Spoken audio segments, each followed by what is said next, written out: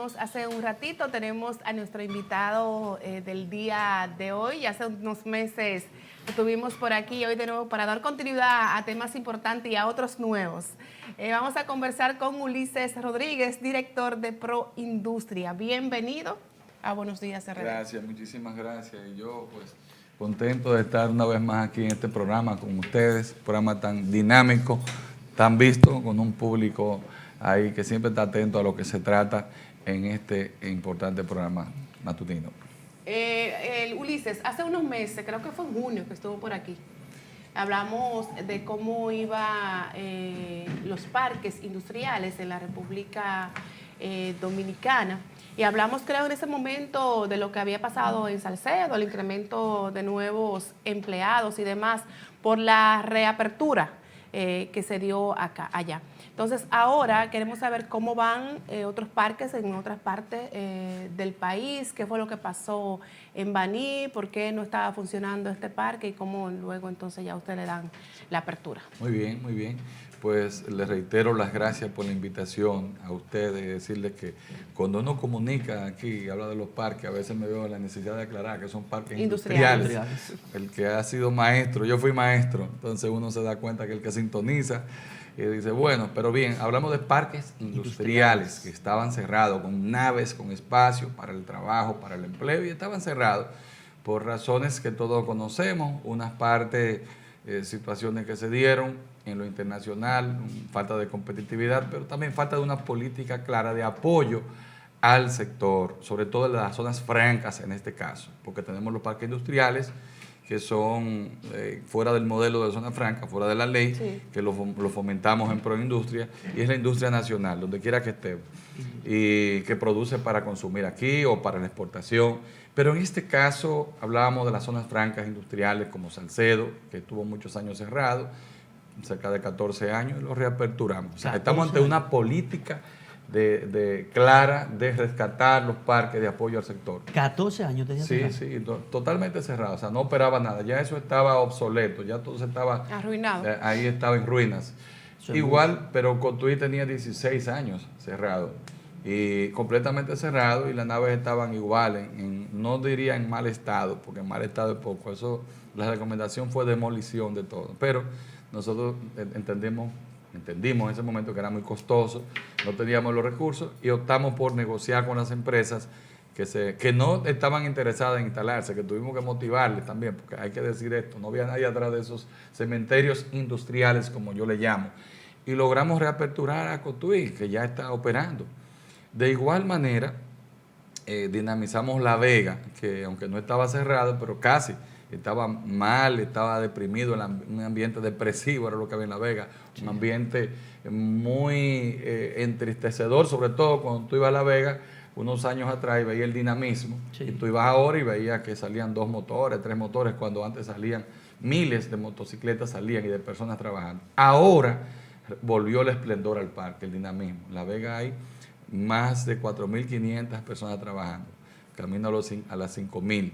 Es decir, que estamos ante una verdadera reactivación. Pero si vemos a Esperanza y la gente de Esperanza, que yo sé que por este medio no ven, podrán ir ahora y ver cómo estaba el parque, igual, muy tímido en trabajo, igualmente en movimiento, en flujo de personas, y de repente ya en Esperanza tenemos 3.500 personas y vamos camino a las 4.000. En un pueblo pequeño, sí, ¿verdad? El impacto es grande, así que hay mucha alegría en el comercio de Esperanza, en la gente que tiene negocio allá, en la juventud que ha encontrado empleo, la familia, porque quiero destacar que en este gobierno del presidente Abinader, nosotros estamos conscientes de que detrás de cada empleo hay una familia, sí, entonces por eso 4 o 5 miembros aproximadamente. Y eso, por eso nos enfocamos en eso. Pero no solamente los empleos directos, porque cuánta gente ya por estar operando ese, sí, parque industrial pueden también hacer negocios. Sí. Buen punto. Yo lo dejo de último siempre para no crear como que se vea que son tantos. Sí, cuando tú generas empleo, te dicen que equivale a 3.5. Yo prefiero con el método más conservador, que es cada empleo equivale a 2.5. O sea, cuando anunciamos, por ejemplo, vámonos al caso de Baní, que es una plaza que tenía muchos años igualmente prácticamente cerrado, con muchas dificultades, un parque que tuvo un gran movimiento y se perdió. Y la gente de Baní pedía eso, era la principal solicitud de la población, empleo y que le abrieran el parque. Bueno, pues ahí tenemos el parque de Zona Franca de Baní abierto, ya habíamos generado 450 empleos. Pero ahora fuimos, con la gestión que hicimos, llevamos unas empresas que estaban buscando espacio en los parques de Esperanza y en los parques de La Vega y están llenos. Al estar llenos, logramos llevar esa empresa a Baní a generar nada más y nada menos que 2.000 nuevos empleos directos. Con ello, quiere decir que con tu pregunta, lo que señala y tu comentario, equivale a 2.5, entonces son 5.000 empleos que se van a generar en Baní. Eso es medible. Llevamos 2.000, quiero aclarar, Proindustria genera en su parque de Baní 2.000 nuevos empleos en esta etapa. Claro que vamos a llegar a 1.000 empleos más y llegaríamos a unos 3.000 a finales de este año o principios del que viene, pero eso equivale a ese número. O sea, los indirectos, ¿qué pasa con los indirectos? Porque esto es bueno. ¿De qué hablamos? Los indirectos, bueno, lo primero es que la gente tiene que transportarse para llegar allí. Motoconcho, y motoconcho, guagua, grande, pequeña, taxi, lo que sea. Sí. O sea, dinamiza el comercio, pero también llegan los vendedores, Claro. los emprendedores Sí. que van a vender ropa, comida. Señores, esto es algo, a mí, se lo voy a confesar a ustedes, de verdad, y me motivo a decírselo, es lo que me da mayor satisfacción. Quizá cualquiera podría estar en otra institución, con un poder, no sé de qué tipo, con otro nombre. A mí me ha tocado venir a Proindustria a dirigirla, que estaba en bajo perfil, una institución que la encontré rezagada, con un presupuesto muy bajo, quizá el más pequeño o uno de los más pequeños del Estado. Cualquiera decir, ¿qué tú vas a buscar para allá? Tú vas a ir allá, tú vas a aceptar eso. Entonces, de todo yo lo escuché, Sí. ¿no? Con mucha responsabilidad, asumimos el cargo, con lealtad al presidente Abinader, pero sobre todo con compromiso. Y miren lo que estamos haciendo. Ustedes no saben la alegría que yo siento. Y ojalá que un día pueda invitarlos a ustedes, porque aquí cerca tenemos tanto Esperanza como La Vega. En Santiago tenemos un parque pequeño, La Canela, que es industrial pequeño, pero no tenemos un gran parque, aunque vamos a hacerle unos anuncios próximamente de ese parquecito industrial.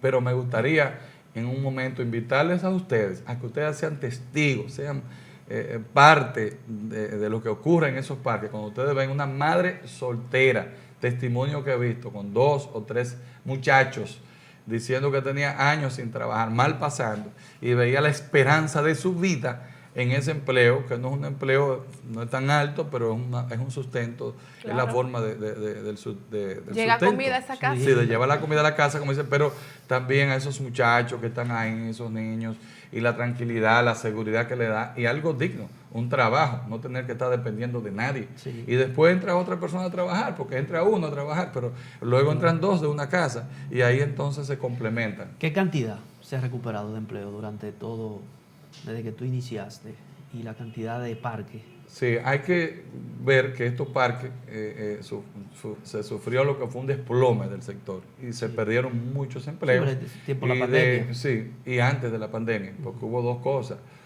Qué bien, hubo 2 pérdidas masivas. Una fue antes de la pandemia, que fue cuando se desplomó el sector de la zona franca. Sí. Se estabilizó con el tiempo y ahora está creciendo. Y la otra pérdida masiva fue cuando la pandemia, que hubo que cerrar. Y el gobierno entró en la política del subsidio, sí, de las ayudas directas a esas personas. Teníamos, para coger un punto, pre-pandemia, 163.000 empleos en el sector de la zona franca. De esos 163.000, en la pandemia se perdieron y quedaban 133.000 empleos.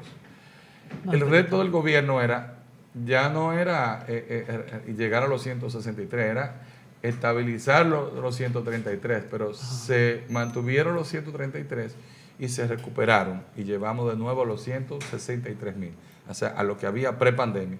Sabemos que todos, cuando vino el COVID y se cerró el país, decía, bueno, pero nos conformamos con recuperar lo que teníamos antes, claro, porque se está perdiendo mucho. Sí. Pues miren, se recuperó lo que había pre-pandemia, o sea, antes de la pandemia, 163.000, y ahora les puedo decir que en la actualidad tenemos más de 192.000 empleos. Esto equivale a decir que estamos en los mejores tiempos del sector de la zona franca. Hablo de la zona franca, ¿verdad? Porque puedo hablarles de la industria, con la ley de proindustria. Claro. Pero estamos hablando, sí, de que recuperamos y crecimos de una manera exponencial, sin precedentes. Sí, porque estamos hablando de recuperar totalmente y crecer en medio de la pandemia en 2 años. Porque ahora vamos a ver en lo que va de año y vamos a ver este año cómo termina. ¿Cuáles son los pronósticos que hay? Según los expertos en el área, los que manejamos esto, que nos ponemos de acuerdo y analizamos y vemos el ritmo. Si ustedes se calculan, solo Proindustria anunció 2.000 ahora en Baní, y los empleos que le estoy calculando es directo. Podríamos calcular los indirectos, pero 2.000 en Baní, y aspiramos nosotros a generar este año unos 6.000 empleos más, solo Proindustria. Imagínense ustedes si somos el 20 o el 22% de los parques de zona franca o quizás de las empresas de zona franca que están en nuestro parque. Vamos a decir cerca de un 20, puede decir un número, puede ser 18, un 22. Imagínense ustedes lo que estará ocurriendo en el parque de Mícalo, Bermúdez, como se le conoce, en el parque Espaillat Mera, donde está Miquilama, donde está Domínguez, Federico aquí en el Pisano. Hablo de Santiago, el de que lo maneja la combinación UTESA y la gente de Cosisa, creo, en Matanzas, también. Y otros parques que tenemos aquí también, y otros en otras provincias del país. Es decir, que todo indica que vamos a sobrepasar los 200.000 empleos en los primeros meses de este año.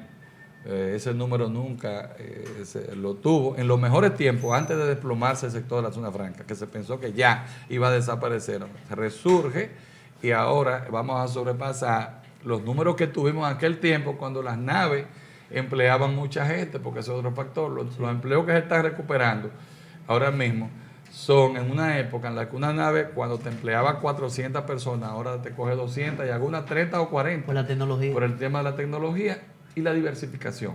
Porque debo decir que hay actividades que son también consecuencias de la tecnología, pero la diversificación es que teníamos textil y calzado antes, básicamente, pero hoy tenemos tabaco, que genera mucha mano de obra también. Y tenemos también, pero hay mecanización en el tabaco, ¿verdad? Los cigarritos que se hacen mecanizados. Y tenemos dispositivos médicos en la zona franca, material gastable de hospitales, interruptores eléctricos, entre otras cosas. O sea, es muy interesante. Por eso, ya en promedio, el empleo, si te daba, vamos a suponer, y voy a hacer un número arbitrario, pero si te daba 300 personas en promedio, una nave industrial de 20.000 pies, o sea, una nave como la gente la conoce, sí. Pues, bueno, pues ahora te puede dar 100, o sea, de verdad le puede dar 100 ahora, puede dar, y hasta menos incluso, yo diría que menos, pero para que ustedes me entiendan, es decir, que con la misma cantidad de naves, si estuviéramos a toda capacidad, ahora tendríamos quizás menos de la mitad de los empleos. Y no es así. ¿Por qué? Porque aparte de los parques de Proindustria, de los parques que había, se han creado nuevos parques, porque hay más empresas, aunque tengan menos empleo en promedio, pero hay mucho más. Las exportaciones de zona franca, señores, algo increíble, sobrepasó los 8.000 millones de dólares. Ustedes saben que la economía se nutre de un país de eso, de las remesas, más de 8.000, 9.000, 10.000, el turismo cerca de nuevo, 10.000 millones de dólares, las exportaciones tradicionales, en fin, cada parte de la que estamos señalando es la que se le suma a la economía y hace que la República Dominicana crezca, y por eso ustedes vieron que la economía nuestra se convirtió en la 7ª economía latinoamericana. Ahora se dio a conocer, o sea, por encima de países que tienen producción de petróleo. Eso es porque el crecimiento es constante. O sea que aparte de la zona franca y lo que estamos viendo nosotros, que es social, para mí nos concentramos en eso, en el empleo de la gente, en abrir un parque que estaba cerrado, como le estamos señalando, que le vamos a mencionar otro. Viene lo que sería lo que se le agrega a la economía. O sea, recuérdense que las zonas francas básicamente son de exportación. Entonces nos generan dólares, divisas. Y quiero decirle a ustedes y a la gente que nos ve, que los países que no producen para la exportación, que no generan divisa, generan poca divisa. Y eso era un modelo de estos países latinoamericanos, sobre todo la República Dominicana, 70, 80, todavía 90. de la generación de muy pocas divisas. Eso es lo que crea ese desequilibrio, esa inestabilidad social, porque hay que comprar, los dólares hay que buscarlos. Sí. Como, caro, donde sea. Los dolaritos de lo que se exporta por un lado, se va a una cantidad mayor. Entonces se produce aquel tema de la balanza comercial desfavorable. Es como el déficit comercial de exportación, que la zona franca y las remesas y el turismo nos ayudan a equilibrar. Y ahí nosotros, aunque tenemos déficit todavía, la industria nacional ha mejorado. Vamos cada vez mejor. Somos más competitivos. Pero ahora, con el aumento de las exportaciones, como les señalé, eso ayuda a que la economía nuestra sea más fuerte, más robusta y nos hace menos vulnerables a los choques internacionales. Ulises, por 2 años ya se viene realizando lo que es la feria de emprendimiento en Proindustria. ¿Qué resultados ya tú puedes decir que deja esta feria justamente para eso, para el crecimiento de la economía, para el emprendimiento de gente que quiere tener su propia empresa pequeña, pero tenerla? Así es, como tú señalas, ya hemos estado realizando esta feria, que no es más que una idea que tuvimos amparada en la ley. Nos dimos cuenta de que la institución tenía que jugar su rol. Ustedes ven que todo el mundo habla de emprendedurismo, sí, y de innovación, sí, pero si ustedes se dan cuenta, no encontrábamos como ninguna acción concreta. Y cuando digo esto, muchas iniciativas interesantes de la academia, pero bueno, entendimos de que había llegado el momento de que en la República Dominicana el Estado jugara su rol, porque me tocó viajar como legislador y ver otras experiencias. Entonces nos damos cuenta, yendo a Corea, por ejemplo, y viendo el modelo coreano, cómo se levantó, cómo ese pueblo pobre en los años 50, 60, 70 todavía, con una gran pobreza, cómo se levanta y se convierte en una de las economías más grandes del mundo. Pero es, como les decía, las naciones tienen que producir. Si producen poco e importan mucho, bueno, pues esa es una economía que está condenada a la pobreza y su gente también. Si se produce mucho, pero para producir mucho hay que innovar. Ahí fue que nos dimos cuenta. Vemos la innovación como algo muy lejos de la economía y no. Para hablar de economía, de bienestar, de comercio dinámico y todo, tenemos que hablar de innovación con tecnología y muchas veces hasta sin la misma tecnología. Pero innovar es importante y para poder emprender con éxito. Entonces, bueno, yo dije que la República Dominicana tiene que entrar en la cultura de la innovación, o sea, comenzar a promoverla. Es como que estamos nosotros aquí. Sí, pero si nos dan facilidades, porque sí, una pyme aquí paga los mismos impuestos que paga una empresa grande. Vamos ahí a los incentivos y podemos caer allá. Yo hablo también de otra parte que se combina con lo que tú dices, y es que es el rol de las academias investigando, el Estado promoviendo, como está esta mesa, creando un espacio donde tú participas, yo participo, y sobre esa mesa comenzamos a innovar, a tirar todo lo que tenga que hacer de innovación, crear un espacio inexistente. No existía, lo creamos. Entonces comenzamos a promover, para que se le pueda inculcar a la gente, a esos niños, a esos jovencitos, a los adultos, que sí se puede, que en la República Dominicana podemos innovar. Ustedes no vieron que en medio de la pandemia, cuando en el mundo había problemas con los dispositivos que se usan en los hospitales para facilitar el oxígeno. El ventilador. El ventilador famoso. Apareció una universidad dominicana diciéndole al mundo de que ya ellos habían, pero fue un proceso de años, no fue en la pandemia que lo inventaron, eso estaba creado ya. Y yo fue en Intec, yo fui y vi por qué. Yo me encontré con ellos ahora en mis caminatas con este tema de la innovación y veo cómo ellos tienen muchos jóvenes y tienen unos departamentos que se dedican a la innovación y tienen muchas cosas. Visité sus laboratorios donde ellos fomentan la investigación y con ello la innovación y de ahí salen productos, dispositivos que, ¿para qué? Para que den solución a un problema y no tengamos que importarlo, sino al contrario, exportar el conocimiento. ¿Para qué? Para que también puedan mejorar una maquinaria y así hacer más competitiva la industria nacional. Y podría citarle, porque la innovación es ilimitada, o sea, crear cosas, valor agregado. Tú no le puedes dar valor agregado a lo que produce la República Dominicana. ¿Cómo le vamos a dar valor agregado si nosotros realmente no tenemos una cultura? ¿Y saben qué? yo quisiera que ustedes vean, me preguntaba a mí, la feria dejó muchas cosas. Ver unos muchachitos de la Ciénega productiva de aquí de Santiago, de 14, 15 y 16 años, darle cátedra a uno, a mí mismo y a todos los profesores. Y yo les pido a ustedes, para que ustedes hagan un programa bonito, que traigan a esos muchachos un día, nada más para que ustedes vean todo lo que hacen. Y ustedes no lo saben, y la gente no lo sabe. Pero yo les voy a pedir, tráiganlo, no como Proindustria, sino como Ciénaga Productiva, con su profesor, con su instructor. ¿Qué fue lo que más me impactó? Que lo que yo escuché allí es un tema inexistente en los medios. Una de ellas, de las jovencitas, decía, en la República Dominicana no existe la cultura de la innovación, por lo tanto no hay apoyo ni del Estado ni de la parte privada, más que esfuerzos aislados. Y nosotros decidimos innovar y dedicarnos a esto.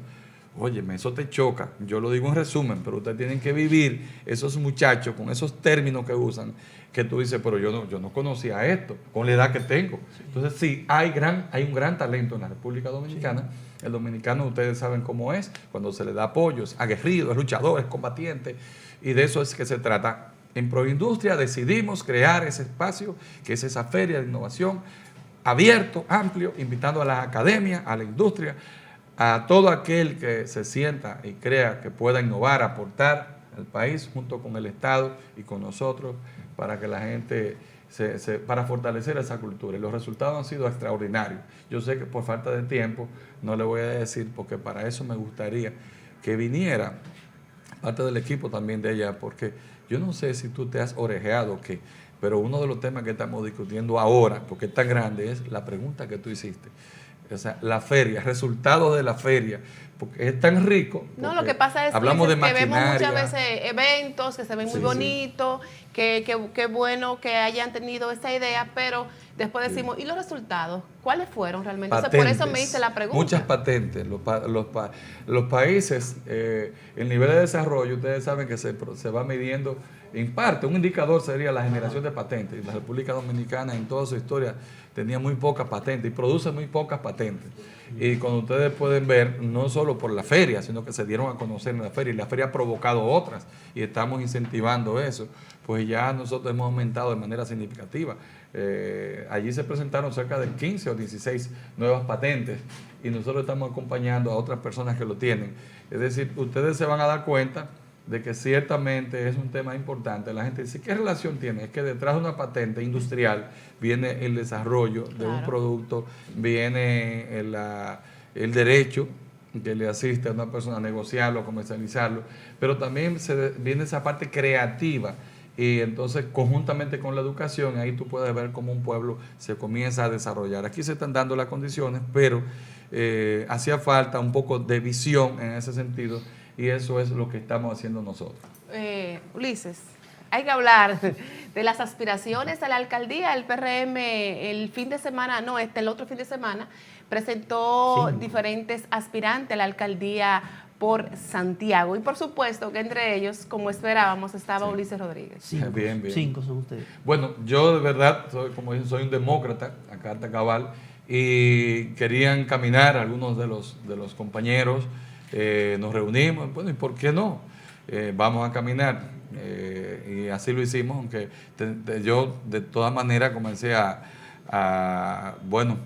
tener contacto con la gente, escuchando a las bases del partido. Las bases nos piden, a mí particularmente, que me presente las encuestas, los números. Ya yo fui candidato en el proceso pasado, pero no obstante a eso, a tener un nivel de preferencia cómodo, no en el PRM, sino ya fuera. No, en poco tiempo lograste grandes números. Sí, en poco tiempo se logró un posicionamiento excelente, cómodo, que me dejó ya listo, preparado o al PRM con un candidato ya trabajado, y eso lo puedo ver en los números, porque ¿Hay fecha para la primaria? yo he estado viendo hacia afuera más que hacia adentro. Hacia adentro no he visto ninguna dificultad, pero si aparecen 2 más, también nos reunimos con todo lo que aparezcan. Pero hay una realidad, o sea, los números están muy claros y nos favorecen, no dentro solo, sino fuera ya, cuando se mide en el electorado, podemos ver. Yo he visto estos programas aquí, y he visto en la calle, yo he visto las cámaras de este mismo canal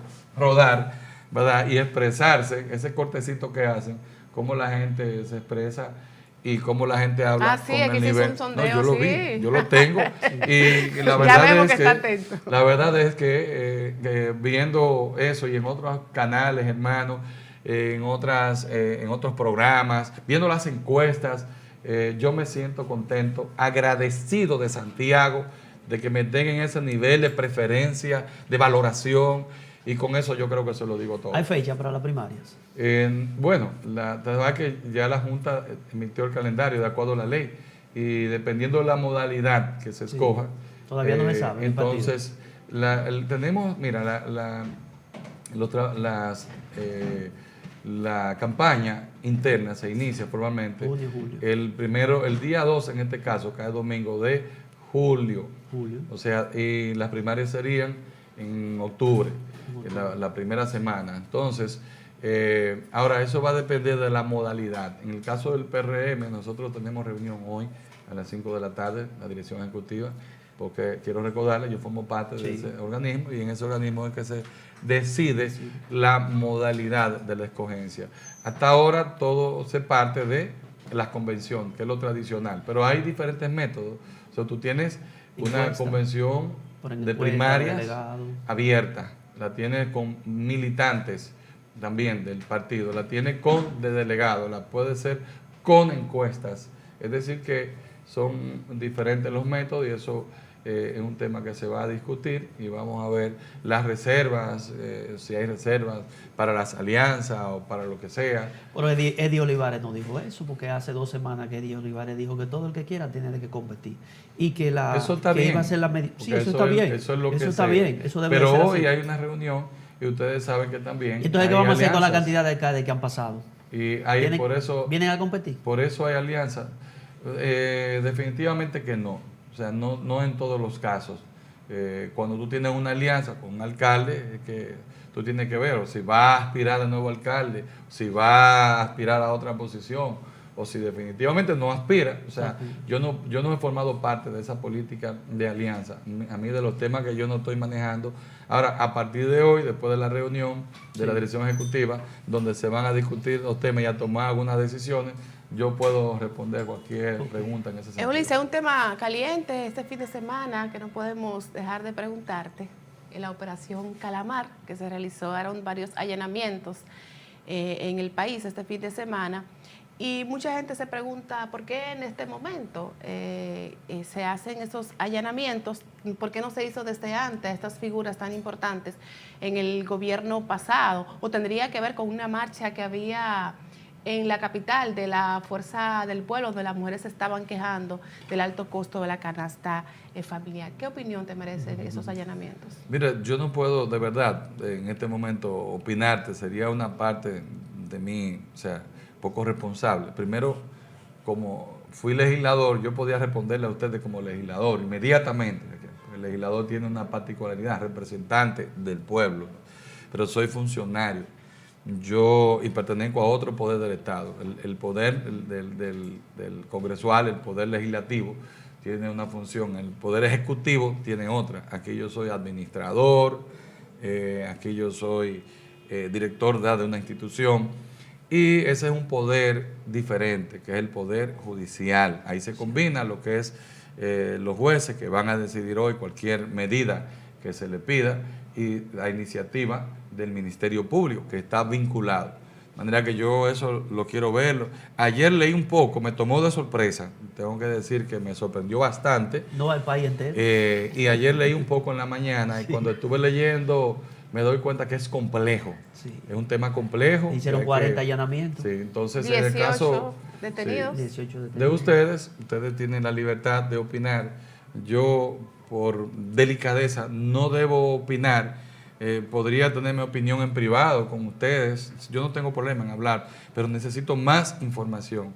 Porque no es que eso a mí no me alegra, no me gusta, porque eso no es bueno. Una imagen mala para el país. Y no lo digo por ahora, por ello, no, yo no digo sino porque yo aspiro a que tengamos un país más desarrollado donde este tipo de cosas no sean necesarias. Funcionarios que se manejen con transparencia, pero que eso se aplique a todos, a Pues todos. mira, te voy a felicitar. Te voy a felicitar por tu respuesta. ¿Sabes por qué? Porque hay algo que falta mucho aquí, no solamente a los funcionarios del PRM, sino hasta en el Ministerio Público y otras entidades, de que somos muy rápidos dando informaciones, porque queremos Pasarse ser de muchas veces contentos. protagonistas, Sí. sin conocer también el tema, sin dominar el tema, y esto deja mucho que decir de tu persona. Te Ayer felicito. yo conversaba con alguien en la mañana que tuvimos una contradicción, un choque un poquito fuerte en un momento dado, una autoridad, un amigo. Y cuando estábamos hablando, yo le decía, eso se resolvió en impasse, diferentes puntos de vista. Yo soy un servidor público, Claro. vengo del Congreso y yo soy muy dado a solidarizarme con los más débiles. O sea, esa es mi naturaleza. Ahí yo puedo hasta equivocarme un poquito y se lo confieso a ustedes. Yo veo una causa y me da deseo de pararme. Yo como funcionario tengo que seguir. Como diputado yo me paraba, pero no me luce. Porque yo como legislador podía pararme y se veía un policía que en una acción decirle ante un ciudadano, ¿verdad?, tomar una acción directa y decirle, llamarle la atención, ¿por qué usted hace eso? Bueno, perfecto, yo se lo respeto si está cumpliendo, pero si no, se lo digo y asumo la responsabilidad. Yo lo hacía, pero como estoy en otro rol, no puedo hacerlo. Yo no puedo pararme con un policía, cuestionarlo ahora.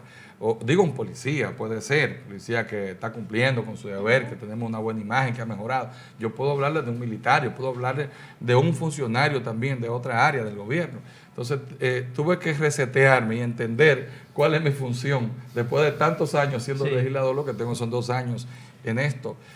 Y ayer le decía, mira, yo cuando recibo una información a esa persona, yo la filtro. Puede ser mi esposa, puede ser un amigo, colaborador cercano. Y cuando me dice a mí, me emite un juicio de alguien para que yo accione o reaccione, yo siempre me quedo callado y escucho y busco otra versión y quizá una tercera.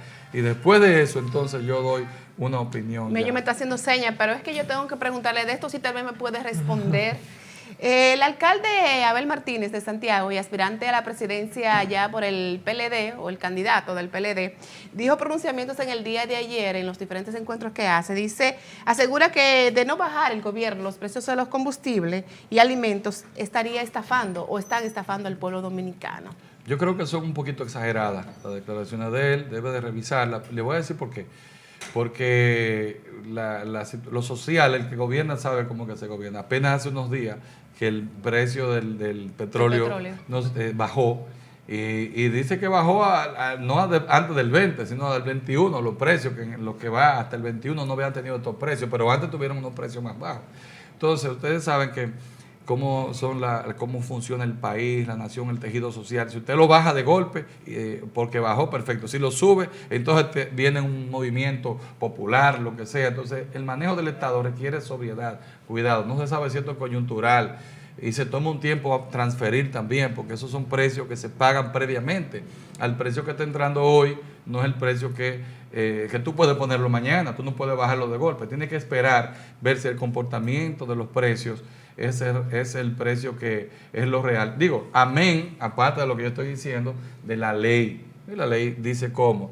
Yo, en mi opinión, aparte de eso, también antes de eso, me gustaría que dijeran cómo el gobierno subsidió, porque hay que reconocer que el gobierno hizo un sacrificio muy grande, dejó de hacer obra, dejó de invertir para darle paz a la República Dominicana, es otra cosa. ¿Cómo estuvo Panamá unos días? ¿Cómo estuvo incluso Chile y otros países que se fueron directos? Colombia, que tiene una gran estabilidad, hubo unos días. ¿Y cómo están las demás naciones parecidas a nuestro? El gobierno tiene más de un año con el precio menos de $100. No, pero que a $100... menos de $100. Sí, pero a $100 tú tienes que subsidiar. Todavía con pero cuando 85, nosotros buscamos las tienes que estadísticas subsidiar. de años atrás, se llegó a estar a $140, la gasolina no costaba $200 pesos. No, pero no se había dado tanto, nunca un periodo tan largo, de los precios tan grandes, tan altos a nivel internacional. Yo lo que digo es que hay que reconocer, ustedes saben cuánto le costó al gobierno. $2.847. Ese subsidio, ¿cuánto le costó? Fueron miles y miles de millones de pesos que tenían que ir a obra, pero por la paz social, ustedes lo saben, cómo estaban todos esos países, ustedes cogen los videos y perdieron la paz social, la tranquilidad, y también pierden las inversiones y pierden todo. O sea, es un asunto de manejo de Estado. Yo sé que en su momento, y quiero aclarar esto, no es a mí a quien me toca, ya dentro de un tiempo, si los precios se mantienen así, usted puede estar seguro de que los precios se van a bajar en la medida que baja el petróleo. Pero es un tema de que se toma tiempo y eso $68 a través, la semana pasada tuvo. pero recientemente un pico ahora. Démosle tiempo porque estamos hablando de la semana pasada y ustedes saben cómo son las transacciones en lo económico. Y hay que reconocer, pero hay que reconocer el esfuerzo que el gobierno hizo. En cualquier opinión seria que tú vayas a dar, tienes que decir, bueno, ya que el gobierno subsidió de esta manera con un sacrificio tan grande, bueno, esperamos que en su momento se le aplique. Y claro que será así. Ulises, gracias por compartir con nosotros, de verdad. Lo esperamos de nuevo por aquí, ya cuando estén más adelantados todo lo que tiene que ver con la candidatura para la alcaldía de Santiago. Sí, hay muchos planes, tenemos muchas cosas interesantes, pero ya vendremos ¿Será para eso solamente la entrevista de nuestra ese día? gestión, ya la que sería como alcalde de Santiago. Hasta mañana, si Dios lo Hasta permite. mañana. Gracias por compartir con nosotros en Buenos Días RD.